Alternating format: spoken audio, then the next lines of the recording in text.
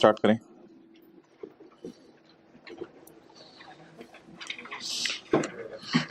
Question number 3 निकालें। अच्छा, कल हमने पहले दो क्वेश्चंस में क्या पढ़ा था, ये जरा देख लीजिएगा। हमने पहले क्वेश्चन में ये पढ़ा था, जरा बात अटेंटिवली सुनिएगा। पहले क्वेश्चन में ये पढ़ा था कि आपने खरीदा है राइट। राइट क्या होता है? कागज का टुकड़ा। कागज का टुकड़ा आपने खरीदा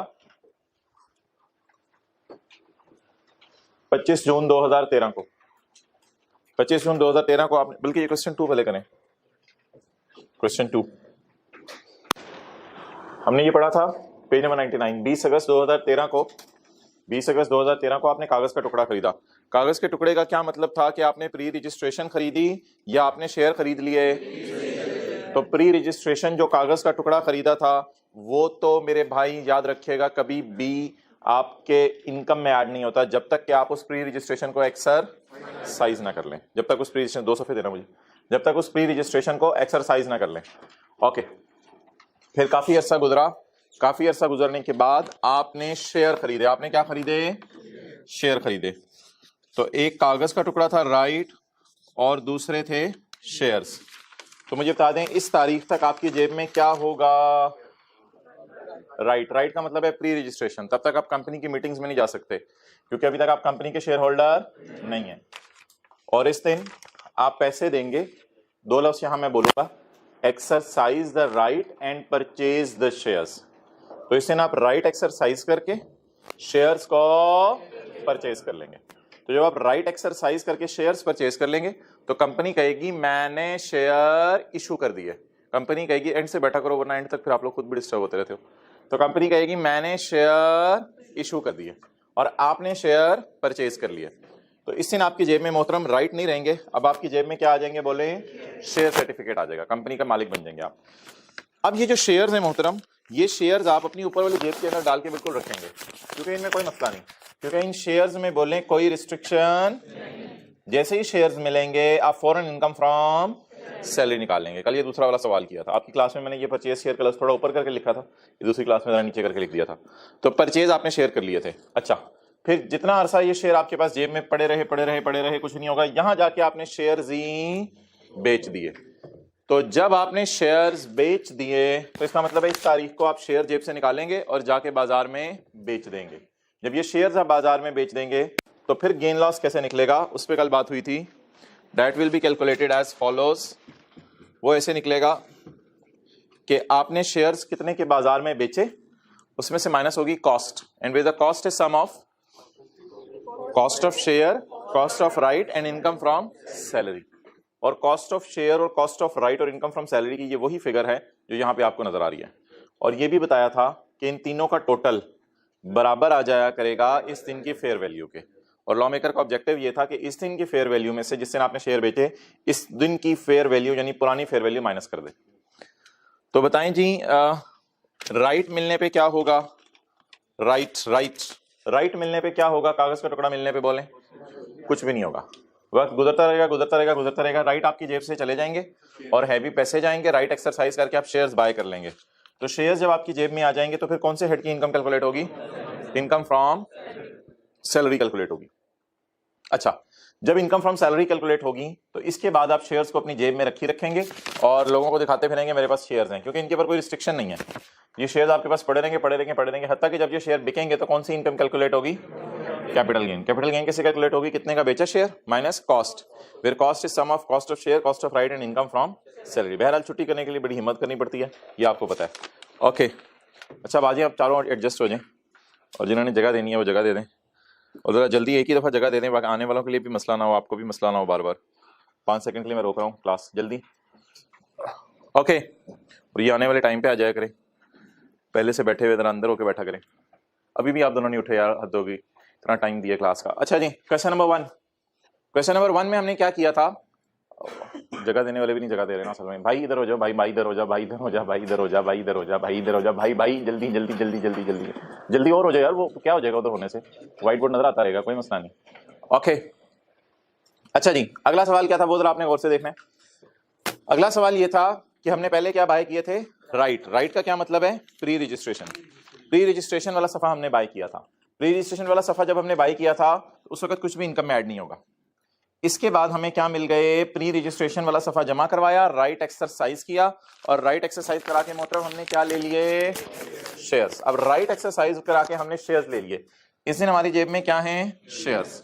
लेकिन कंपनी ने कहा इन शेयर्स को आप बेच नहीं सकते, इसलिए इन शेयर्स को हम जेब में छुपा के रखेंगे, और ये दिन गुजरते रहेंगे गुजरते रहेंगे गुजरते रहेंगे, 2 साल तक हम शेयर्स को अपनी जेब में छुपा के रखेंगे। अब ये शेयर्स हम बेचेंगे नहीं, ये शेयर्स हम बाहर निकाल लेंगे, क्योंकि इन पर रिस्ट्रिक्शन क्या हो गई है, रिलीज हो गई। जब रिस्ट्रिक्शन रिलीज हो गई है तो असूली तौर पे किस दिन सैलरी में ऐड होना चाहिए था, जिस दिन आप शेयर खरीदते, लेकिन शेयर खरीदते ही आपने सैलरी में इसलिए ऐड नहीं किया कि शेयर्स पे क्या लगी हुई थी, आपने वेट किया रिस्ट्रिक्शन रिलीज होने का, जब रिस्ट्रिक्शन रिलीज हुई तब आपने सैलरी में ऐड किया। और ये शेयर हमने कल बेचे नहीं थे, क्योंकि इसमें बेचने का कहीं जिक्र ही नहीं था। तो अगर ये वाले शेयर भी बिक जाते तो जब भी कभी बिकेंगे तो इनकम फ्रॉम कैपिटल गेन में जाएंगे, लेकिन ये शेयर्स कल हमने बेचे नहीं थे। Okay, question number 3।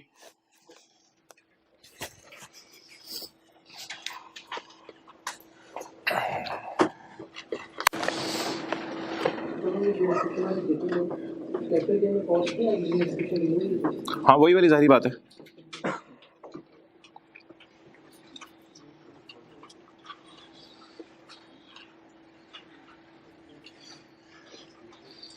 Okay, question number 3। Mister Qasim purchase rights for ₹8,000 on यकम में 2013। तो यकम March 12 March 2013। Qasim purchase rights on बोलें 12 मार्च 2013। परचेज्ड राइट्स, ये राइट्स शेयर्स खरीदे या राइट खरीदे, राइट खरीदे, कागज का टुकड़ा खरीदा on 12 March 2013। The value of the right की value on that date was ₹10,000। Right की वैल्यू सिन कितनी थी मोहतरम, 10,000। यार ये एक नया कॉन्सेप्ट आ गया, the value of the right on that date was ₹10,000। अच्छा याद रखिएगा, ये जो कागज का टुकड़ा है जिसे हमने क्या नाम दिया हुआ है, प्री रजिस्ट्रेशन का, ये जो कागज का टुकड़ा है जिसे अपने प्री रजिस्ट्रेशन या राइट का नाम दिया हुआ है, ये कागज का टुकड़ा 2 सूरत में सैलरी में ऐड होता है, 2 सूरत में। नंबर 1, एक तो प्री रजिस्ट्रेशन वाला सफा कागज का टुकड़ा आप पकड़ें और कंपनी के पास जाएं और कंपनी को जाके ये कागज का टुकड़ा जमा करवाएं। कंपनी ये रही मेरी प्री रजिस्ट्रेशन, ये पकड़ो मेरी प्री रजिस्ट्रेशन, ये कागज का टुकड़ा पकड़ो, और इसके बदले में आप शेयर खरीद लें। क्या जमा करवाएं, राइट जमा करवाएं, और इसके बदले में क्या खरीद लें, शेयर खरीद लें। तो इसे कहते हैं राइट एक्सरसाइज करना। तो राइट एक्सरसाइज करेंगे तो भी इनकम फ्रॉम सैलरी में जाएगा।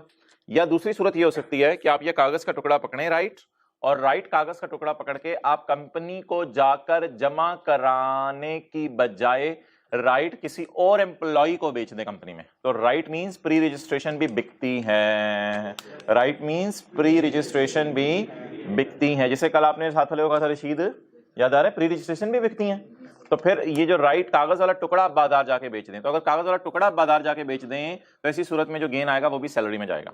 अच्छा, अब एक बात जरा गौर से सुनिएगा, कागज का टुकड़ा यानी राइट आपके पास पड़ा हुआ है, आपने अपने पास पड़े रहने दिया और थोड़ा अरसा इंतजार किया, और फिर जाके आपने बेचा नहीं, इसको जमा कराया कंपनी को, और कंपनी को जमा करा के आपने क्या खरीद लिया, हैवी पैसे देके शेयर खरीद लिए।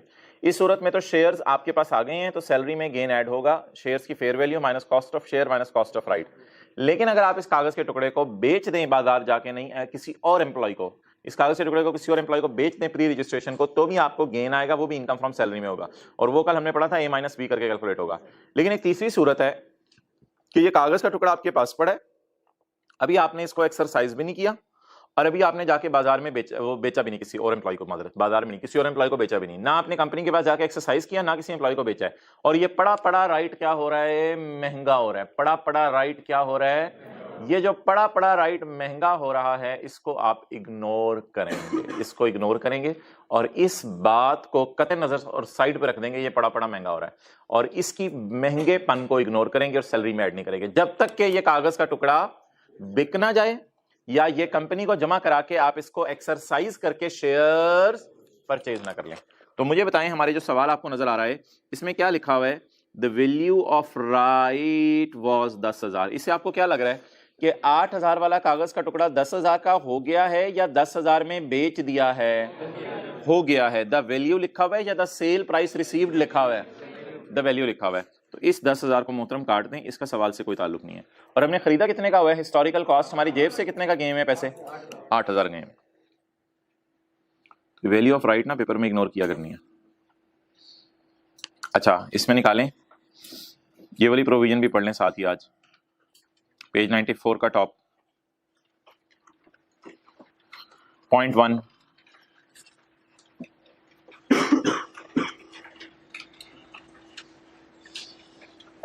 Point 1, the value of right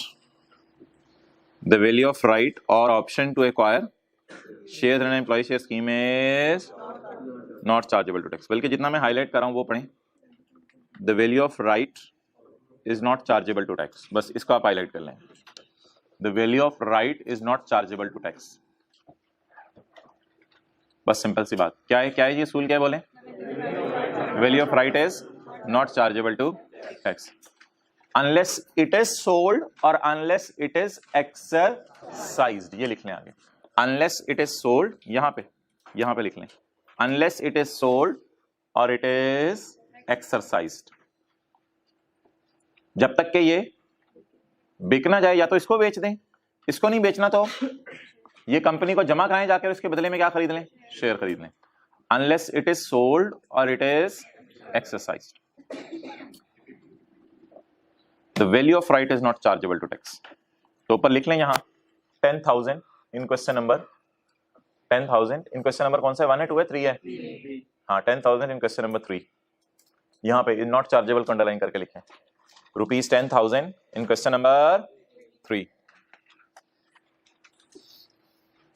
okay, वापस आए।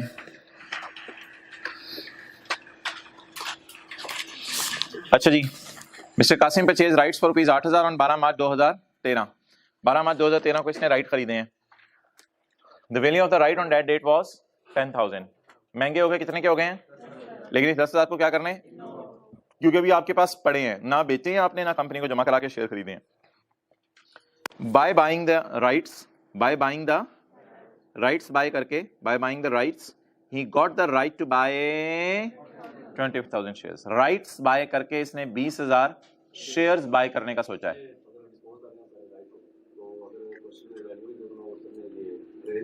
तो जितने के डिस्पोज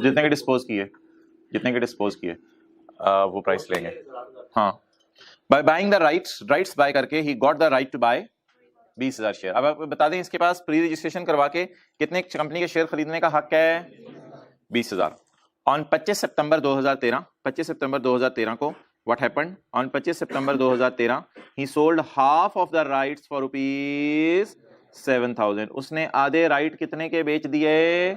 7,000 के। जी मोहतरम, अब आप बता दें कि ये जो आधे राइट्स इसने 7,000 के बेचे हैं, आधे राइट इसने बेचे हैं, तो खरीदे कितने के थे? अच्छा, हमने 3 साल की इनकम निकालनी है, 13, 14 और 15 की।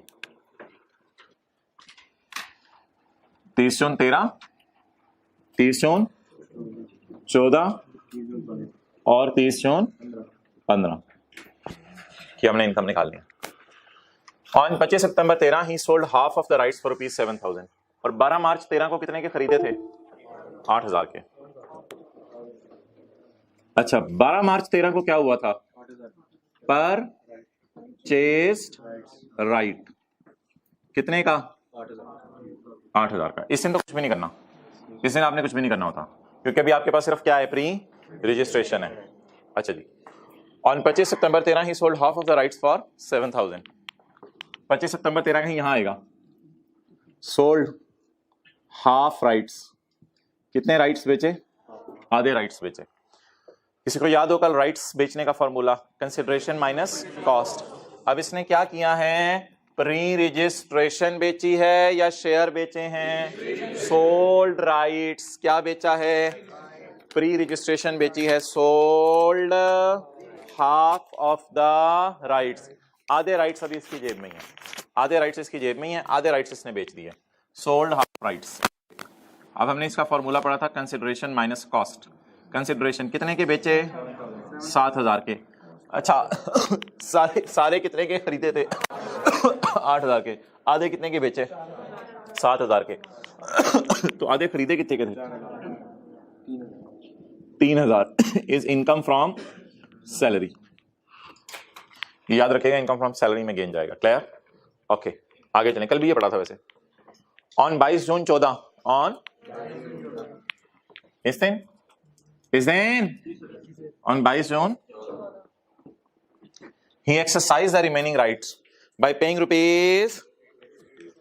अब इसने 22 जून 14 को बाकी जो आधे राइट थे वो कंपनी को जाके दिखाए। कंपनी को जाके ऐसे करके दिखाए, कंपनी ये देखो, ये मेरे राइट, ये मेरे राइट, ये मेरे राइट आधे, मैं इनको क्या करना चाहता हूं? बोले एक्सरसाइज करना चाहता हूं। तो ये कंपनी को जमा करवाए और कंपनी को जमा करवा के क्या ले लिए? कंपनी ने क्या दे दिए? शेयर्स दे दिए। On 22 June 14 he exercise the remaining right bye paying 83 पर शेयर। तो इसने इस दिन जो है वो शेयर ले लिए हैं कंपनी से। 22 जून 14 पर चेस्ड शेयर्स या एक्सरसाइज्ड राइट, या जिसे मैं कह सकता हूं कंपनी इशूड शेयर्स। तो अब देखते हैं, अगर तो इन पे रिस्ट्रिक्शन ना लगी हुई तो फिर तो हम जो है वो फौरन इसको सैलरी में ऐड कर देंगे। तो देखते हैं।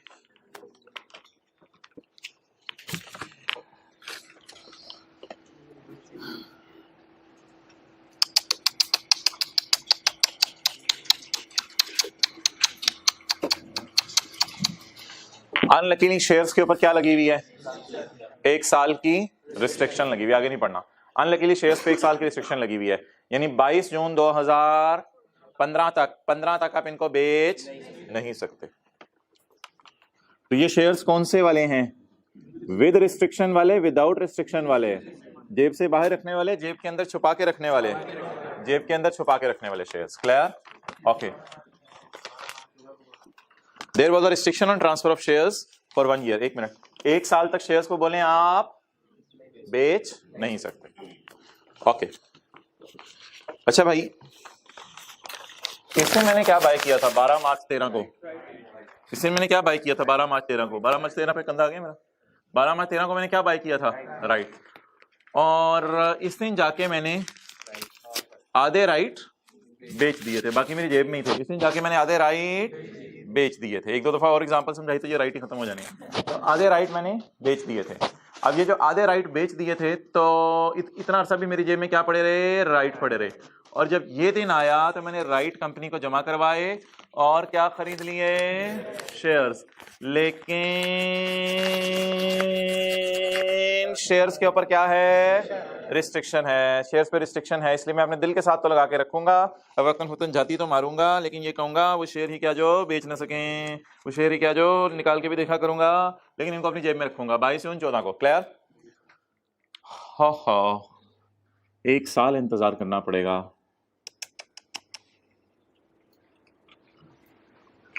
22 जून 15 तक मैं शेयर्स बेच नहीं सकता।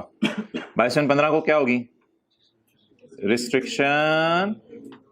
और जब रिस्ट्रिक्शन रिलीज होगी तो कल हमने पढ़ा था इनकम फ्रॉम, क्योंकि शेयर तो अभी मेरे पास पड़े हैं, लेकिन 22 जून 15 को मैं जेब से बाहर निकाल लूंगा। 22 जून 15 को जेब से बाहर निकाल लूंगा और लोगों को दिखाता फिरूंगा। तो इस दिन मैं इनकम फ्रॉम सैलरी निकालूंगा अपनी, fair market value of shares लूंगा इस दिन की, माइनस कॉस्ट ऑफ शेयर्स और माइनस कॉस्ट ऑफ राइट लूंगा। क्लियर? 22 जून 2015 को। इससे रिस्ट्रिक्शंस मेरे शेयर पे क्या हो जाएगी? रिलीज हो जाएगी। उस दिन मैं इनकम फ्रॉम सैलरी निकालूंगा। ओके।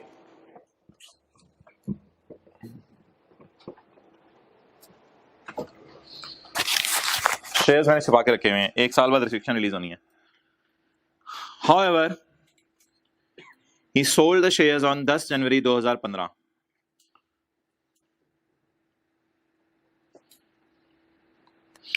यार मुझे ना तंग किया करो। कासिम क्या हुआ? यार मैं लेटने लगा हूँ सड़क पे।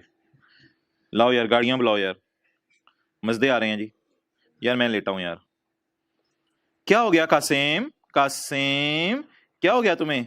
कासिम क्या हो गया तुम्हें? यार मैं बड़ा तंग आ गया हूँ यार। क्या हो गया यार मैंने शेयर बेच दिए थे। कासिम क्या यार, मैंने शेयर बेच दिए थे यार, अभी रिस्ट्रिक्शन भी रिलीज नहीं हुई थी। कासिम खड़े हो, तुम्हें क्या हो गया? कासिम लाल हो गए हो। कहते यार मैंने शेयर बेच दिए थे। कासिम यार रिस्ट्रिक्शन तो यार मैं क्या करूं यार, फिर रोना आ रहा है मुझे, मैंने शेयर बेच दिए थे। कासिम यार छोड़ो यार, मना भी किया था उन्होंने शेयर ना बेचना, लेकिन मैंने शेयर बेच दिए। तो मोहतरम कब शेयर बेचे हैं इसने? 10 जनवरी 2015 को। Shares sold before release of restriction. मैंने शेयर बेच दिए रिस्ट्रिक्शन रिलीज होने से पहले। आप जाहिर बात है भाई, एम्प्लॉयर से तो इसका फटा होगा, एम्प्लॉयर इससे लड़ेगा कि तुम्हें मना किया था शेयर बेचने को, लेकिन फिर भी तुमने बेच दिया। और भाई इससे हमें कोई मसला नहीं, एम्प्लॉयर एम्प्लॉय आपस में लड़े, इनकी मर्जी है। लोग और भी गलत काम करते हैं दुनिया में, इसने भी गलत काम कर दिया तो कोई मसला नहीं। आप अब शेयर्स बेचने को इनकम फ्रॉम कैपिटल गेन में नहीं डाल सकते, क्योंकि अभी तक शेयर्स मिलने को आपने सैलरी में नहीं डाला हुआ, क्योंकि शेयर्स मिलने को इससे सैलरी में डालना था, वो इस वजह से नहीं डाल सके थे कि इन पर रिस्ट्रिक्शन लगी हुई है। और सोचा था कि इस दिन शेयर्स को इनकम फ्रॉम सैलरी में डाल दूंगा, लेकिन इस दिन भी शेयर इनकम फ्रॉम सैलरी में डालने का अब मौका नहीं आएगा, क्योंकि इस रिस्ट्रिक्शन रिलीज क्या होनी। अब तो इस दिन आपकी जेब में से आपने डायरेक्ट लोगों को ज़ियारत किए बगैर बारों बार निकाल के शेयर आपने बेच दिए हैं। अब तो डायरेक्ट आपने शेयर बेच दिए हैं इस दिन, तो अब तो वो शेयर ही आपके पास नहीं रहे, तो रिस्ट्रिक्शन किस चीज की रिलीज होनी है आप पे, तो अब इस दिन तो कुछ भी नहीं करेंगे। लेकिन क्योंकि अब आपके शेयर्स बिक गए हैं, तो शेयर्स बिकना माना कैपिटल गेन के चैप्टर में जाता है, लेकिन इस वक्त इनकम फ्रॉम सैलरी में जाएगा, क्योंकि शेयर्स का मिलना असल में इनकम फ्रॉम सैलरी में अभी तक नहीं गया। तो वो जो शेयर्स का मिलना इनकम फ्रॉम सैलरी में जाना था, उसका मौका आ गया, तो इनकम फ्रॉम सैलरी में आप डालेंगे शेयर्स की, और रूल वही लगेगा जो कल पढ़ा था, fair market value of shares minus cost of shares and minus cost of rights. Okay, what is the fair market value of shares, यानी कि शेयर्स कितने के बेचे। अच्छा, एक शेयर की फेयर वैल्यू गिवन है 85 और एक 89 गिवन है। ये मैं बता दूं किस दिन की है। 22 जून 14 की फेयर वैल्यू है 85 फेयर वैल्यू, और इस दिन की फेयर वैल्यू है 89। इन दोनों फेयर वैल्यूज को हम इस तरह इग्नोर करेंगे जैसे बिरयानी में पत्ते को इग्नोर करते हैं। तो फेयर वैल्यू 85 को इसलिए इग्नोर किया कि इस दिन शेयर्स तो मिल गए हैं, लेकिन वो शेयर्स ही क्या जो उधर क्यों देख रहे, नहीं आया था कल, वो दिन मेरी तरफ बात कर, वो शेयर ही क्या जो बेच ना सकें। तो इस दिन शेयर तो आ गए थे हमारी जेब में, लेकिन हम बेच नहीं सकते थे, और इस वजह से 85 इग्नोर किया। और 89 को मैं जरूर कंसिडर करता अगर शेयर मेरे पास पड़े होते, लेकिन अब तो शेयर ही मेरे पास नहीं पड़े हुए। तो अब बता दें कि fair market value of shares on 10 Jain, okay 10 Jain 2015, how we sold the shares on 10 Jan 15 for ₹90 per share। Quantity पहले लिखवाया गए 4000 into 90। ये मैं इधर नहीं गेन कैलकुलेट कर रहा, मैं इधर कर रहा हूँ इस दिन। आधे शेयर, अच्छा शेयर टोटल कितने हैं? 4000, पता नहीं छोड़ी पर, ये 4000 वालों को छोड़े, आप इधर आए, मैं सवाल खुद पढ़ लेता हूँ फिर।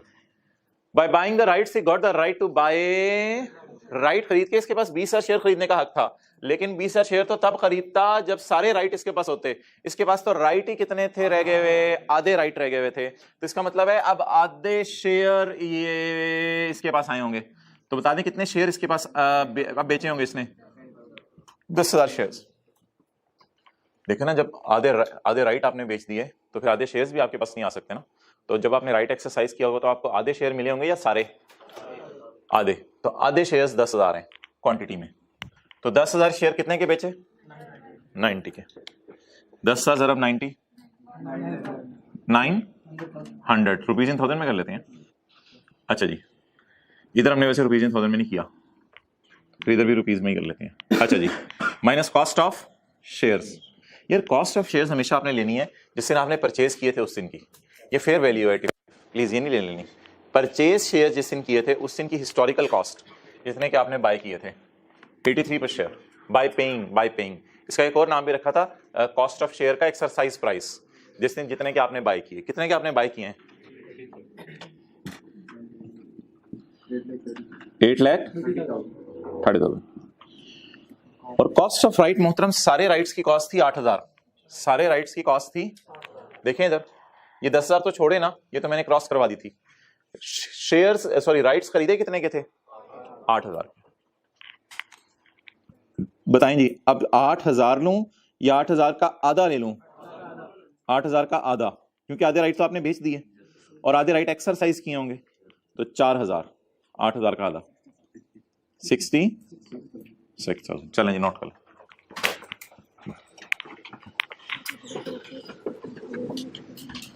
जल्दी नोट करें।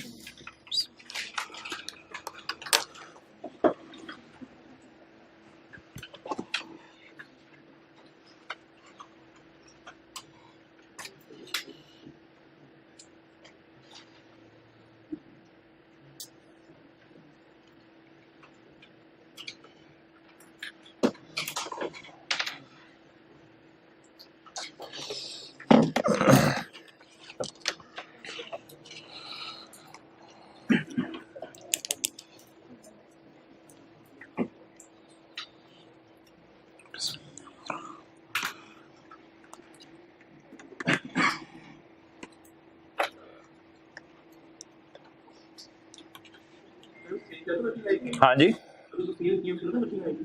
नहीं, ये सेल करने के लिए वर्किंग कैसे आ सकती है? ये at the time of sale ही गेन निकाला है, तो लेकिन ये सेल के ऊपर जो गेन निकाला है ये कैपिटल गेन में नहीं जा सकता। क्यों नहीं जा सकता? क्योंकि शेयर्स मिलने पे जो गेन है वो कहाँ जाना था? बोले बोले बोले, कल की क्लास ली है यार, हाथ होगी बोले। शेयर्स मिलने पे जो गेन जाना था वो कहाँ जाना था? इनकम फ्रॉम सैलरी में। अब वो जो मिलने पे गेन जाना था वो भी निकाला नहीं था हमने, तो वही जो गेन अभी रहता था निकालने वाला वो हमने निकाल लिया। तो इट्स ओवर, क्वेश्चन मुकम्मल है। अच्छा जी, अब बता दें 2013 में सैलरी में कितना जाएगा? 2013 में सैलरी इनकम में कितना जाएगा? 0। 2014 में सैलरी इनकम में कितना जाएगा? 3000। 2015 में सैलरी इनकम में कितना जाएगा? 66,000। और रिस्ट्रिक्शन रिलीज होने पे क्यों नहीं कुछ जाएगा? क्योंकि ओके, चलें जी इसको पढ़ें। पेज 94 का आखिरी पैरा, पेज 94 का आखिरी पैरा। यहां पे पहले हमने लिख लिया कौन कौन सा था question number? Question 3। However, if the employee disposes of the share before getting the free right, if employee disposes of the share before getting the free right, देखें इधर, if employee sell the shares before getting free right, if employee sell the shares before getting free right to transfer the shares, the salary shall include the fair market value of the shares at the time employee disposes of the shares, less amount given by employee for shares and for the right. तो salary में क्या शामिल होगा? बोले बोले बोले, fair market value of the shares minus cost of shares and cost of right.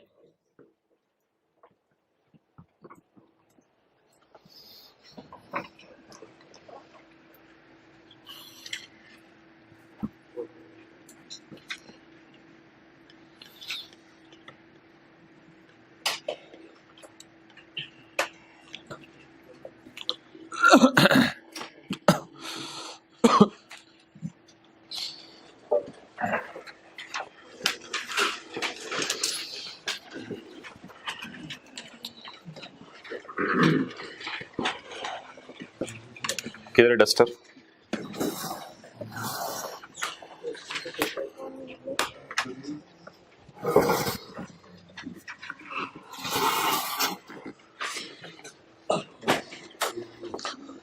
Okay, अच्छा मोहतरम, इधर से मिटाना शुरू कर दो। अब जो है वो जो सिनेरियोज हमने पढ़े हैं वो जरा विजुअलाइज करें।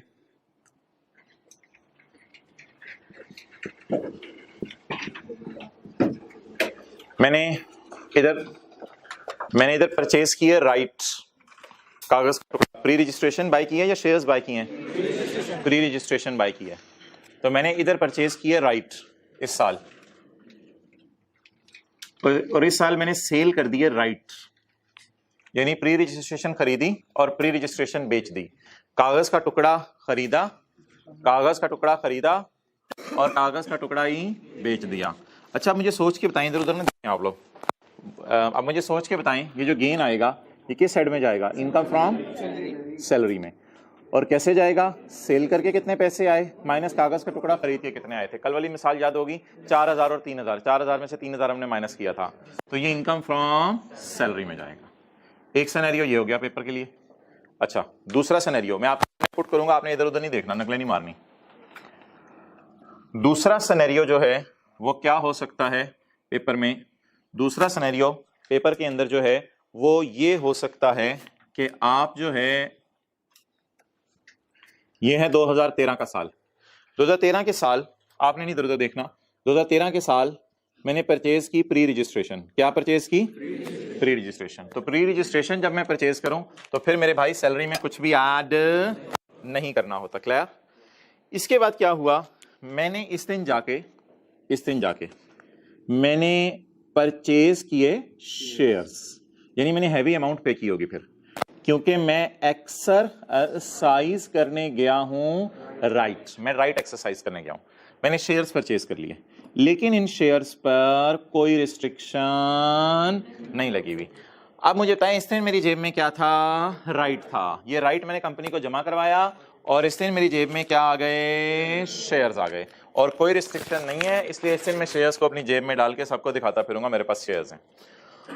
और वैसे ही मैंने थोड़ा अर्सा वेट एंड सी किया और मैंने इधर जाके शेयर्स को बेच दिया, शेयर्स से जान छुड़ा ली, शेयर्स बेच दिए। अच्छा, अब आप मुझे बता दें, अगर इस इन शेयर्स पे कोई रिस्ट्रिक्शन नहीं थी तो मोहतरम क्या मेरे पास शेयर आ गए हैं महंगी वाली चीज़ एम्प्लॉयर की तरफ से? तो मुझे गेन निकालना चाहिए इनकम फ्रॉम सैलरी के चैप्टर में। कैसे? Fair market value of shares minus cost of shares minus cost of right. Cost of share minus कर दें और कॉस्ट ऑफ राइट माइनस कर दें। This will be your income from salary. और कल आंख को जाके जब मैं बाजार में शेयर बेचूंगा तो फिर मैं करूंगा consideration received minus cost, where cost is sum of A, B and C, where A is the cost of shares and B is the cost of right and C is income from salary. फिर इन तीनों को मैं तोताल मारूंगा और इसमें से minus कर दूंगा, ये मेरी इनकम आ जाएगी इनकम फ्रॉम कैपिटल गेन। ये मेरी कौन सी इनकम आ जाएगी जी? Income from capital gain. Clear? Clear? Okay. अच्छा जी, ये दूसरा सिनेरियो बन सकता है। इस दिन मैंने प्री रजिस्ट्रेशन करने पे सैलरी में कुछ भी ऐड नहीं किया, शेयर मिलने पे क्यों सैलरी में ऐड किया? क्योंकि शेयर्स पे कोई रिस्ट्रिक्शन नहीं है। और जब शेयर बिक गए तो मैंने कौन सी इनकम निकाली? Income from capital gain. Clear? अच्छा, अगला सिनेरियो जो बन सकता है, अगला सिनेरियो जो है वो ये बन सकता है मिसाल के तौर पे कि मैंने इस साल परचेज किया, बोले राइट, प्री रजिस्ट्रेशन करवाई, तो फिलहाल इस साल तो सैलरी में कुछ भी ऐड नहीं होगा। फिर मैंने इस साल राइट एक्सरसाइज करके बोले शेयर परचेज कर लिया। राइट एक्सरसाइज करके क्या परचेज कर लिए? शेयर परचेज कर लिए। डंटे को यार आप इधर देख, तो राइट एक्सरसाइज करके शेयर परचेज कर लिए, लेकिन शेयर्स के ऊपर क्या है? रिस्ट्रिक्शन है कि मैं शेयर्स को बेच नहीं सकता। तो शेयर्स तो मेरे पास होंगे लेकिन मैं छुपा के रखूंगा, क्योंकि शेयर्स पे क्या है? तो बता दें, इधर तो रिस्ट्रिक्शन नहीं थी तो मैंने शेयर्स का मिलना सैलरी में डाल दिया था। अब क्या करूं? कुछ भी नहीं करेंगे, कुछ भी नहीं करेंगे। क्लियर? और जब रिस्ट्रिक्शन रिलीज होगी, फर्ज कर लें इसी साल रिस्ट्रिक्शन रिलीज होगी, और जब रिस्ट्रिक्शन रिलीज होगी तो रिस्ट्रिक्शन रिलीज होगी किस चीज में डालना अभी भूल गए थे हम? सैलरी में डालना। तो रिस्ट्रिक्शन रिलीज होगी, अब मेरे पास शेयर तो पड़े होंगे लेकिन बिकेंगे नहीं, और मैं इनको बाहर निकाल लूंगा। ये कल वाला सवाल किया था। मेरी रिस्ट्रिक्शन रिलीज हो गई तो मैं इनकम फ्रॉम सैलरी में क्या? Fair market value of shares minus cost of share और minus cost of right. Clear? और कल आंखों जाके मैंने इस दिन शेयर बेच दिए, शेयर बेच दिए। अच्छा, अब मुझे बता दें कि जब मैं शेयर बेचूंगा तो भी क्रॉस लगाऊं? नहीं, अब तो कंसिडरेशन। अच्छा, ये फेयर वैल्यू इसी दिन की लेनी थी, कल आपको बताया था जिस दिन रिस्ट्रिक्शन रिलीज हुई थी। अब कंसिडरेशन रिसीव लूंगा, कितने के शेयर बेचे माइनस कॉस्ट ऑफ शेयर, वो ये वाली होगी माइनस कॉस्ट ऑफ राइट, यानी कि वो जो हमने लिखा था less cost A and C is income from salary, जो यहाँ पे आई होगी C is income from salary. तो इसमें से 1 2 3 ये 3 फिगर्स आप माइनस कर देंगे, it will be your income from capital gain. Capital gain clear? तो बता दें इन दो सिनेरियोस में क्या फर्क है। इधर में मैंने 3 लाइनें लगाई हैं, 1 2 3, उधर 1 2 3 4 4 चीजें बनाई हैं। इधर शेयर मिले थे लेकिन उन पे रिस्ट्रिक्शन, इसलिए कहाँ डाल दिया था सैलरी में। इधर शेयर मिले थे, उन पे क्या थी रिस्ट्रिक्शन रिलीज होने का वेट किया और कहाँ डाल दिया सैलरी में। और बेचना तो वही उसी तरह कहाँ जाएगा कैपिटल गेन के अंदर। आखिरी सिनेरियो आज वाला है, वो मैं आपको यहीं से दिखा देता हूँ आखिरी सिनेरियो। अच्छा पहला सिनेरियो भी क्या किया है, पेज 100 पे हूं मैं बुक के, पेज 100 पे राइट परचेज किए हैं और राइट ही सेल कर दिए। दूसरा सिनेरियो क्या किया है, अभी अभी याद है आपको जबानी, राइट परचेज किए हैं, शेयर परचेज किए हैं और सैलरी में डाला है और विदाउट रिस्ट्रिक्शन वाले थे ना, और फिर शेयर बेच दिए हैं, शेयर बेच दिए हैं और किधर डाला है कैपिटल गेन में। और अगला सिनेरियो कौन सा किया है जिसमें चार बातें की हैं, राइट खरीदे हैं, फिर शेयर खरीदे हैं, लेकिन शेयर्स पे क्या थी, तो फिलहाल कुछ ना करें, फिर किस चीज का वेट करें, जब रिस्ट्रिक्शन रिलीज हो तो इनकम फ्रॉम सैलरी में ऐड कर दें, और जिस वक्त शेयर्स बेच दें इनकम फ्रॉम कैपिटल गेन में डाल दें। क्लियर? और आखिरी सिनेरियो ये मैंने व्हाइट बोर्ड पे नोट नहीं किया, वो ये है। वो आखिरी सिनेरियो क्या है, मैंने क्या परचेज किए हैं, राइट प्री रजिस्ट्रेशन परचेज की, इसके बाद मैंने राइट शेयर खरीदे, लेकिन शेयर्स पे क्या थी, बिल फॉर रिस्ट्रिक्शन रिलीज होनी थी इस दिन। सोचे हमारे सवाल वाला सिनेरियो भी जो व्हाइट बोर्ड पे मैंने नोट किया था, रिस्ट्रिक्शन व्हाइट बोर्ड पे आप देखो ना, क्योंकि व्हाइट बोर्ड से वो मिटा दिया मैंने जी, इससे रिस्ट्रिक्शन रिलीज होनी थी, लेकिन मैंने sold share before release of, ये वाहिद ऐसी शेयर्स की सेल है जो कहां जाती है इनकम फ्रॉम, ये वाहिद ऐसी शेयर्स की सेल है जो इनकम फ्रॉम सैलरी में जाती है, वरना ऊपर वाली सारी शेयर्स की सेल्स कहां जाएंगी, इनकम फ्रॉम कैपिटल गेन में। चलें जल्दी जल्दी रिवाइज कराएं। राइट खरीदा, क्या करना है, कुछ भी नहीं, राइट बेच दिया, इनकम फ्रॉम सैलरी। अच्छा राइट खरीदा, क्या करना है, शेयर खरीदे लेकिन कोई रिस्ट्रिक्शन नहीं है, सैलरी में डाल दें, शेयर ही बेच दिए। राइट खरीदा तीसरे सिनेरियो में, कुछ भी नहीं, लेकिन आगे शेयर खरीदे लेकिन उनपे क्या है रिस्ट्रिक्शन है, तो क्या करें, और इधर नो कैपिटल गेन। अच्छा शेयर खरीदे उस दिन लेकिन रिस्ट्रिक्शन रिलीज होनी है इस दिन, यानी शेयर खरीदे इस दिन, रिस्ट्रिक्शन रिलीज होनी है इस दिन, लेकिन आपने इसी दिन बेच दिए शेयर्स, इनकम फ्रॉम सैलरी में जाएगा गेन। अच्छा यार यहाँ पे ना एक कॉन्सेप्ट है कि कैपिटल गेन में जब भी कोई चीज़ जाएगी, जहाँ भी जा रही है कैपिटल गेन में, देखें इधर जा रही है सिनेरियो 3 में, सिनेरियो 2 में जा रही है कैपिटल गेन में इनकम, तो कैपिटल गेन में उसी तरह रूल लगेंगे कि शेयर्स प्राइवेट कंपनी के हैं या पब्लिक कंपनी के हैं। अगर प्राइवेट के होंगे तो कैपिटल गेन में जाएंगे, और अगर पब्लिक के होंगे तो gain on securities separate block, वो बात उसी तरह है, वो जब चैप्टर 19 में न्यूमेरिकल्स आएंगे तो हम देख लेंगे। दूसरी बात, अगर कभी आप शेयर्स बेचें तो फिर होल्डिंग पीरियड का फड्डा आता है कैपिटल गेन में, सिक्योरिटीज में नहीं आता, कैपिटल गेन में मसला आता है। कैपिटल गेन में देखना होता है अगर होल्डिंग पीरियड 1 साल से ज्यादा है तो गेन को 75% से मल्टीप्लाई करना है। अब उसमें याद ये देखें कि कैपिटल गेन सिर्फ दो सूरतों में आ रहा है, एक सिनेरियो 2 में आ रहा है कैपिटल गेन और एक सिनेरियो 3 में आ रहा है कैपिटल गेन। फोकस करें, दो जगह कैपिटल गेन आ रहा है, सिर्फ सिनेरियो 2 में आ रहा है और सिनेरियो 3 में आ रहा है। जब भी कैपिटल गेन इनकम आएगी तो आपने करना क्या है, ये देखें यार, होल्डिंग पीरियड कैसे निकालना है। होल्डिंग पीरियड ना आपने ऐसे निकालना है, ये जो फ्लाइंग एरो है, फ्लाइंग एरो, ये जो फ्लाइंग एरो है ये आपको शो कर रहा है इसका मोहतरम कौन सा पीरियड, होल्डिंग पीरियड।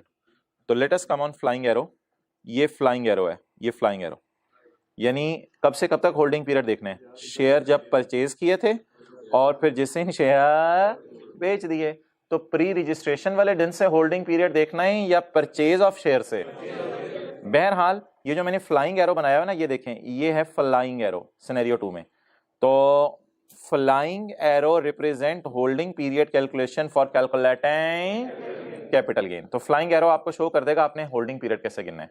तो होल्डिंग पीरियड बता दें सिनेरियो 2 में कैसे गिनना है, जब आपने शेयर परचेज किए और जब आपने शेयर बेच दिए। जाहिर बात है इतना अरसा ही आपके पास होल्ड रहे, लेकिन एक थोड़ा सा मसला आ सकता है, जब आपने शेयर्स खरीदे थे रिस्ट्रिक्शन वाले, तो उनका होल्डिंग पीरियड कैसे देखें मोहतरम, उसमें आप बड़ी गौर से देखिएगा। इसमें आपने जब शेयर खरीदे तब से लेके जब शेयर बेचे तब तक का होल्डिंग पीरियड आएगा। इसमें कुछ बच्चे ये कहते हैं जिस दिन रिस्ट्रिक्शन रिलीज हुई उस दिन से होल्डिंग पीरियड गिनना है।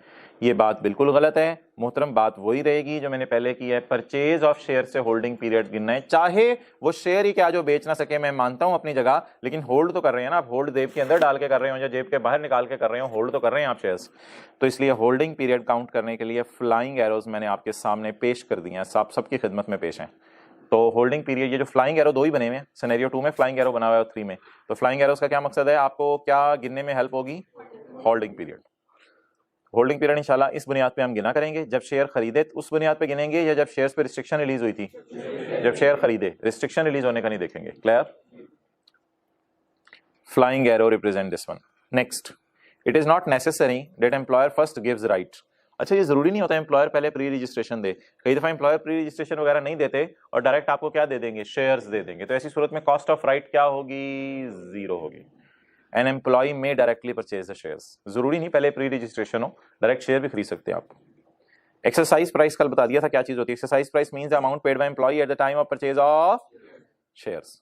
और एक वैल्यू जो आज के सवाल में थी, 8,000 के राइट थे और 10,000 इनकी कीमत हो गई थी, बेचे नहीं थे 10,000 के, 10,000 इनकी कीमत हो गई थी, ना बेचे थे ना भी एक्सरसाइज किए थे। वैल्यू ऑफ राइट और option is always to be ignored in questions. Value क्या होती है, बस उसकी कीमत अगर दे दे, अगर फेयर वैल्यू वैल्यू दे दे, जैसे कि 10,000 रुपए थी, जैसे कि रुपीस 10,000 थी, किसमें जी, क्वेश्चन नंबर 3 में, क्वेश्चन नंबर 3 में 10,000 जो उसकी वैल्यू थी वो आपने हमेशा इग्नोर करनी है। पता नहीं नोट नहीं करते आप लोग, अच्छा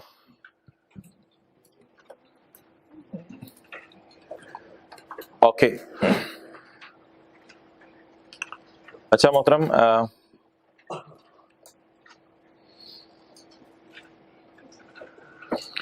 अब ये जो हमने किया था ना पेज 94 पे अगर आए, ये आपने थोड़ा घर में जाके आज मेहनत करनी है। ये पहला पैरा जो था ना, ये था हमारा कल वाला क्वेश्चन नंबर 1 और ये जो दूसरा पैरा था ना, ये हमारा आज वाला था क्वेश्चन 3।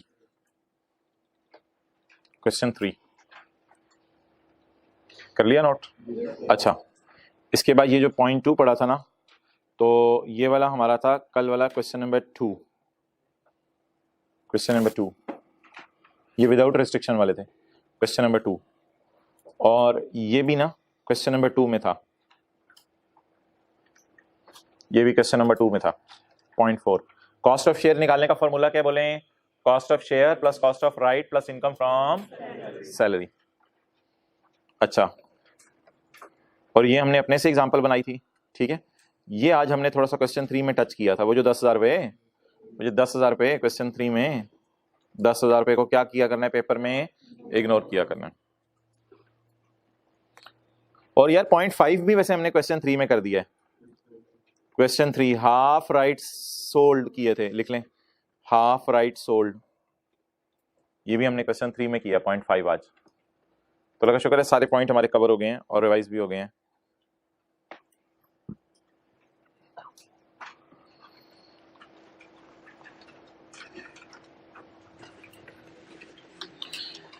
अच्छा, आपने ये होमवर्क में एक सवाल करके आना है,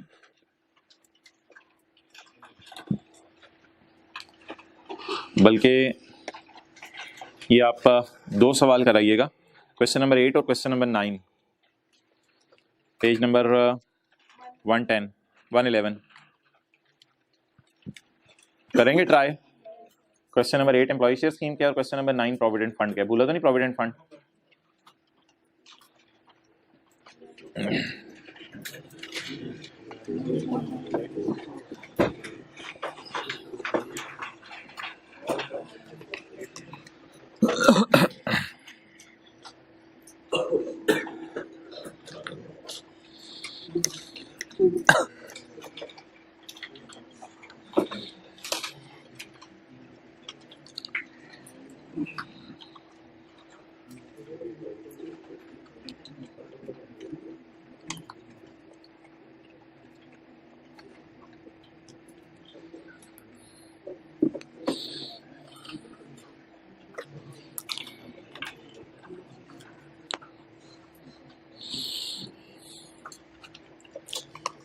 definitions.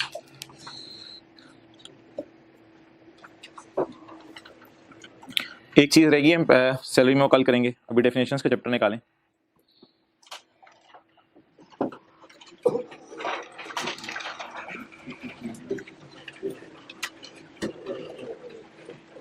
Industrial undertaking, industrial undertaking is an undertaking, definitions का चैप्टर पहला सफा। नई बुक्स ले लें प्लीज, मैं रिक्वेस्ट ही कर सकता हूँ और क्या कह सकता हूँ। और बाकी जगहों पे आप पैसे खरीद देते हैं बुक पे आके। An industrial undertaking setup in Pakistan. Industrial undertaking एक ऐसी अंडरटेकिंग एक इदारे को कहते हैं जो पाकिस्तान में सेटअप हो एंड विच एम्प्लॉयज़ को छोड़ें। पहले आपने ज़रा समझना है कि इंडस्ट्रियल अंडरटेकिंग काम क्या करती है और इसे कहते क्यों हैं। ये जितनी फैक्ट्रीज है ना, इनको कहते हैं आमतौर पर इंडस्ट्रियल अंडरटेकिंग, जो मैन्युफैक्चरिंग कर रहे हैं, जो लोग चीज़ें खरीद के बेच रहे हैं। कल बुक्स चेक होंगी, नहीं होनी चाहिए सबके पास। जो लोग चीज़ें खरीद के बेच रहे हैं वो इंडस्ट्रियल अंडरटेकिंग्स नहीं है। जो लोग सर्विसेज दे रहे हैं वो इंडस्ट्रियल अंडरटेकिंग नहीं है। जो लोग चीज़ें बना के बेच रहे हैं वो इंडस्ट्रियल अंडरटेकिंग है। लेकिन एक दो आपको और भी इदारे इसमें मिलेंगे जो थोड़ा से चीज़ें बना के नहीं बेच रहे, लेकिन फिर भी उसने ज़बरदस्ती यहाँ डाल दी है। तो ज़रा पहले पढ़ लें इंडस्ट्रियल अंडरटेकिंग क्या होती है। इंडस्ट्रियल अंडरटेकिंग इज इंगेज्ड इन, ये कौन होता है जो इंगेज हो in the manufacturing of goods और मटीरियल, जो चीज़ें बना के बेच रहे हो, और प्रोसेसिंग ऑफ गुड्स इन अ वे विच अच्छी खासी चेंजेस देयर ओरिजिनल कंडीशन, या फिर चीज़ों को इस तरीके से बदल रहे हैं कि उनकी अच्छी खासी हालत ही बदल जाती है। मैन्युफैक्चरिंग वाले ये करते हैं। जहाज़ बनाना, आपको पता है कुछ लोग जहाज़ भी बनाते हैं, तो जहाज़ बनाना भी क्या है बोले, इंडस्ट्रियल। नहीं हंसे मत, मैं जहाज़ जो चलने वाले पानी में होते हैं उनकी बात कर रहा हूँ। शिप बिल्डिंग, अच्छा, जनरेशन, कन्वर्जन, ट्रांसमिशन और डिस्ट्रीब्यूशन ऑफ इलेक्ट्रिकल एनर्जी, जो भी बिजली सप्लाई करें जैसे वापडा वाले एक जगह से दूसरी जगह, उनको भी हमने क्या करार दे दिया, industrial undertaking. Working of any mine, oil well, कुआं, माइंस और any other source of mineral deposits, जो लोग भी कुदरती खजाने जमीन से निकाल रहे हैं वो भी हमारी नजर में क्या है, इंडस्ट्रियल अंडरटेकिंग। अच्छा, अगर कोई बंदा कंस्ट्रक्शन ऑफ बिल्डिंग्स कर रहा है, बिल्डिंग्स बना रहा है, वो भी क्या है हमारी नजर में, इंडस्ट्रियल अंडरटेकिंग। अगर कोई बंदा रोड्स बना रहा है, ब्रिज बना रहा है, या अदर स्ट्रक्चर इस किस्म के बना रहा है, कोई पाथवे बना दिया, कोई टनल बना दी, कुछ भी, इंक्लूडिंग डेवलपमेंट ऑफ लैंड, या लैंड को बेहतर कर रहा है कि लैंड के ऊपर कोई ना कोई काम किया जा सके। A person doing construction of buildings, road, bridges and other structures for import of plant and machinery to be used। असल में ना देखने में पता है पहली लाइन में ये लग रहा था कि ये बिल्डिंग्स, रोड्स और ब्रिजेस बना रहा है, लेकिन अगली लाइन ने कहा नहीं, इसने प्लांट इंपोर्ट करके फैक्ट्री लगानी है, तो प्लांट से पहले कोई बिल्डिंग्स तो होनी चाहिए ना फैक्ट्री में, कोई रोड्स वगैरह बनी होनी चाहिए ताकि वहां तक प्लांट आ सके, कोई ब्रिज वगैरह तो होना चाहिए ऑर्गेनाइजेशन के अंदर, अगर जरूरत पड़ जाए, ना जरूरत पड़े तो ना सही। तो असल में प्लांट एंड मशीनरी इंपोर्ट करनी थी इसने, और इंपोर्ट करके बोले क्या बनाना था, आगे कोई ना कोई गुड्स बनानी होंगी, उसके लिए पहले बिल्डिंग्स बना रहा है, रोड्स बना रहा है। तो असल बिल्डिंग्स या रोड्स बनाने का काम है इसका, या प्लांट इंपोर्ट करना है इसने, for import of plant to be use. To be use means बाद में इस्तेमाल होगा प्लांट। यूज का क्या मतलब है, बेचेगा प्लांट या प्लांट इस्तेमाल करेगा, प्लांट इस्तेमाल करके चीजें बनाएगा। लेकिन उससे पहले, प्लांट आने से पहले, प्लांट आके हवा में लैंड पे तो नहीं रख देना। प्लांट आने से पहले कोई लैंड, कोई बिल्डिंग होनी चाहिए आपकी, आपके कोई बने होने चाहिए, आपके पास रोड्स बनी होनी चाहिए जहां तक प्लांट चल के आए, फिर वहां पे आप फैक्ट्री लगाएं। तो ये फैक्ट्री की बात हो रही है। लेकिन यार ये जो बेनिफिट है ना, ये एप्लीकेबल फ्रॉम यकम मई 20 है। ये यकम मई 20 को आया था, बस एक लफ्ज से याद रख लीजिएगा, यकम मई 20। यकम मई 20 के बाद अगर आपने ये काम शुरू किया तो आपको ये बेनिफिट मिलेगा कि आपको क्या कहा जाएगा, इंडस्ट्रियल अंडरटेकिंग। इंडस्ट्रियल अंडरटेकिंग के बेनिफिट्स क्या हैं वो हम किसी और चैप्टर में, बिजनेस के चैप्टर में जाके पढ़ेंगे। अच्छा, एक सर्विस प्रोवाइडर भी है होटल्स, उसको भी उठा के इसने डाल दिया इधर। A resident company engaged in the hotel business in Pakistan. तो होटल बिजनेस जो पाकिस्तान में कर रहे हैं वो भी क्या करार दिए जाएंगे बोले। लेकिन ये बेनिफिट कब से अवेलेबल है, यकम जुलाई 20 से। हम तो काफी आगे आ चुके हैं, हम तो यकम जुलाई 21 भी क्रॉस कर चुके हैं। नहीं, हाँ 2021 का साल चल रहा है ना, तो यकम जुलाई 21 भी क्रॉस कर चुके हैं, बल्कि टैक्स ईयर तो 2022 चल रहा है। और टेलीकम्युनिकेशन कंपनीज, यार ये शेयर हाथ दोगी जेब में। टेलीकम्युनिकेशन कंपनीज कौन सी, पीटीसीएल वगैरह, operating under the license of Pakistan telecommunication authority. तो ये सारी कंपनीज, मोबाइल की सारी वारेद और ये सारी भी क्या बन गई बोले, इंडस्ट्रियल अंडरटेकिंग। तो बता दीजिए किन किन इदारों को ये इंडस्ट्रियल अंडरटेकिंग के डेफिनेशन में गिराया जाएगा। Number 1, manufacturing of goods, processing of goods, जहाज बना रहे जो बिजली बना रहे हैं या आगे ट्रांसफर कर रहे हैं, और इसके अलावा जो नेचुरल रिसोर्सेज जमीन से निकाल रहे हैं, और प्लांट इंपोर्ट कर रहे हैं, उससे पहले बिल्डिंग्स वगैरह बना रहे हैं, रेजिडेंट कंपनी जो। अच्छा मोहतरम, अपना इसमें एक कंडीशन है, वो ये है कि आपके नंबर ऑफ एम्प्लॉइज कम से कम 10 होने चाहिए। ये बस एक शर्त है। ऐसा ना हो कि आपने कोई मैन्युफैक्चरिंग कंपनी खोली हो और उसमें आपके 4 एम्प्लॉइज हो, तो अगर 4 एम्प्लॉइज हैं तो आप तो अपने आप को मैन्युफैक्चरर कह रहे होंगे, लेकिन लॉ मेकर की नजर में आप मैन्युफैक्चरर नहीं होंगे। तो 10 और मोर पर्सन्स, कम से कम आपके कितने बंदे होने चाहिए? 10, ये उससे ज्यादा भी हो सकते हैं। And involves the use of बिजली, और फैक्ट्री में आप बिजली इस्तेमाल कर रहे हो या कोई भी और एनर्जीज, नई भी आजकल एनर्जीज आ गई हैं बिजली के अलावा, और any other energy which is mechanically transmitted. अब कौन कौन सी एनर्जीज मैकेनिकली ट्रांसमिट होते हैं ये तो किसी इंजीनियर दोस्त से अपने पूछ लीजिएगा, हमारा कम से कम स्कोप ये नहीं है। तो 2 किस्म की एनर्जीज हजरात यूज हो सकती हैं। नंबर 1 इलेक्ट्रिकल एनर्जी यूज कर सकते हैं आप, या कोई भी ऐसी एनर्जी, नहीं मैकेनिकल एनर्जी नहीं, या कोई भी ऐसी एनर्जी जो मैकेनिकली ट्रांसमिट होती है। वो कौन सी एनर्जी है पता नहीं, लेकिन मोहतराम ह्यूमन एनर्जी इस्तेमाल नहीं करने की इजाजत, या एनिमल एनर्जी इस्तेमाल करने की इजाजत नहीं। ह्यूमन एनर्जी मींस कि आप कहें मैंने बिजली लगवानी ही नहीं, मैंने बिजली का मीटर ही नहीं लगवाना, मैं लोगों को कहूंगा हाथ से कारपेट बुने, तो मेरे तो इतने एम्प्लॉइज हैं, 11 एम्प्लॉइज हैं, मैं तो हाथ से कारपेट बुन रहा हूं, फिर आपको बेनिफिट नहीं मिलेगा। कौन सी एनर्जीज की इजाजत नहीं है? ह्यूमन और एनिमल। एनिमल एनर्जी, गाय के ऊपर कई दफा कपड़ा बांध देते हैं, उसको कुएं के गिर्द घुमाते हैं, गाय गाय समझती है मैं मरी पहुंच गई हूँ, पहुंची हुई होती है गाय, चलती रहती है कि मैं पता नहीं कितना सफर तय कर लिया। तो एनिमल एनर्जी भी इस्तेमाल नहीं करनी। और कितने किस्म की एनर्जी इस्तेमाल कर सकते हैं? 2 किस्म की। नंबर 1 इलेक्ट्रिकल एनर्जी, और ऐसी एनर्जी जो मैकेनिकली ट्रांसमिट होती है। अगली बात समझने में आसान है, पढ़ने में थोड़ी अजीब सी है। अगली बात यह है कि अगर आप बज़िद हैं कि आपने ह्यूमन या एनिमल एनर्जी इस्तेमाल करनी है तो शौक से करें, इजाजत है, लेकिन फिर नंबर ऑफ एम्प्लॉयज आप 20 या उससे ज्यादा कर लें, फिर नंबर ऑफ एम्प्लॉयज बढ़ा लें। अगर आप बज़िद हैं कि भाई गांव के अंदर हमारे बिजली आती कोई नहीं, हम ऐसे गांव में रहते हैं वहां बिजली आती कोई नहीं, बंदे हमने 22-23 नौकरी पे रख लेंगे और उनको जो है कहेंगे कारपेट बनाया करो, फिर कोई हर्ज नहीं है, फिर आपको मैन्युफैक्चरर कहा जाएगा, आपको बेनिफिट्स मिल जाएंगे। लेकिन आप नंबर ऑफ एम्प्लॉयज क्या कर लो? बढ़ा लो, 20 या उससे ज्यादा, 20 और मोर, 20 और more persons, and does not involve the use of bijli. फिर आप बिजली इस्तेमाल ना करो अगर आप 20 से उससे ऊपर बंदे रख लेते हो। It does not involve electrical energy or does not involve any energy which is and is not generated by human or animal energy.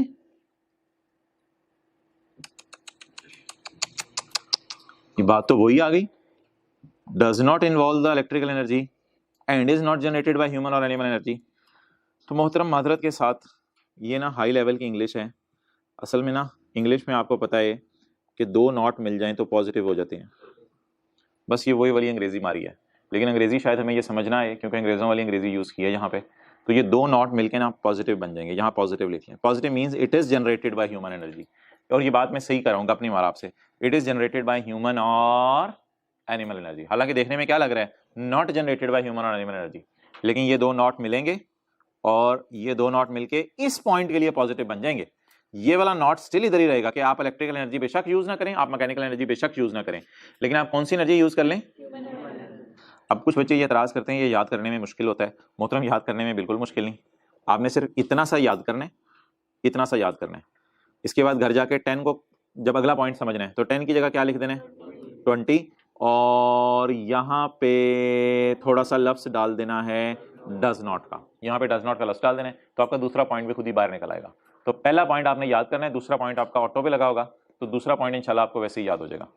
तो कॉन्सेप्ट समझ लें पहले, उसके बाद अंग्रेजी याद करना आपका और घर वालों का मामला है। 10, 11, 12, 13 एम्प्लॉइज अगर आप रखें तो चाहे इलेक्ट्रिकल एनर्जी यूज करें, चाहे ऐसी एनर्जी यूज करें जो मैकेनिकली ट्रांसमिट होती है। लेकिन अगर आप जिद करते हैं कि मैंने अपने एम्प्लॉइज बढ़ाने हैं और बढ़ा के बोलें ज्यादा करने हैं, तो फिर आपको थोड़ी रिलैक्सेशन मिल जाएगी, फिर आप 20, 21, 22 एम्प्लॉइज भी रख सकते हैं, कोई मसला नहीं। लेकिन अगर आप 20, 21, 22 एम्प्लॉइज रखते हैं तो अब आपको रिलैक्सेशन है। अब आप कौन कौन सी एनर्जी यूज कर सकते हैं? ह्यूमन भी यूज कर सकते हैं और एनिमल भी यूज कर सकते हैं। क्लियर? लेकिन इसका मतलब ये ना समझिएगा कि 20 से ऊपर रख के बिजली यूज नहीं कर सकते, क्योंकि 10 और मोर में जितने मर्जी डाले जा सकते हैं। 10 और मोर में तो 100 भी हो जाते हैं, 10 और मोर के अंदर तो 200 भी हो जाते हैं। तो ये ना समझिएगा कि 20 डाल लेंगे तो इलेक्ट्रिकल एनर्जी इस्तेमाल नहीं कर सकते। खुदा के लिए तो ऐसा सवाल ना लेके आइएगा क्लास के बाद। आप 20, 21, 22 कर लें तो भी 0.1 तो आप पे लगेगा ही, क्योंकि 0.1 में क्या लिखा हुआ है? 10 to 20 लिखा हुआ है या 10 और मोर लिखा हुआ है। तो इसका मतलब है 10, 11, 12, 13, 14, 15, 16, 17, 18, 19, 20, 21, 22, 23, 24, 25, 26, 27 एम्प्लॉइज आपके पास हैं तो 0.1 लगेगा। और अगर आपके पास 20, 21, 22, 23, 24, 25 एम्प्लॉइज हैं तो आपके ऊपर 0.2 लगेगा। Clear? Okay, fee for technical service. अच्छा जी, फी फॉर टेक्निकल सर्विस के अंदर जो है वो एक पहला पॉइंट है, fee for technical service means amount received. Technical service के आपको पैसे आए, वेदर पीरियोडिकल और लमसम का मतलब बता दें, इन दोनों में डिफरेंस बता दें, वेदर पीरियोडिकल और लमसम। बस फिर मैं खत्म कर रहा हूं क्लास। वेदर पीरियोडिकल और लमसम का मतलब बताना था सिर्फ। पीरियोडिकल का मतलब है हर महीने आए, और लमसम का क्या मतलब है इकट्ठे आ जाएं। लेकिन ये हैं क्या पैसे, इस पे कल बात करते हैं। ओवर।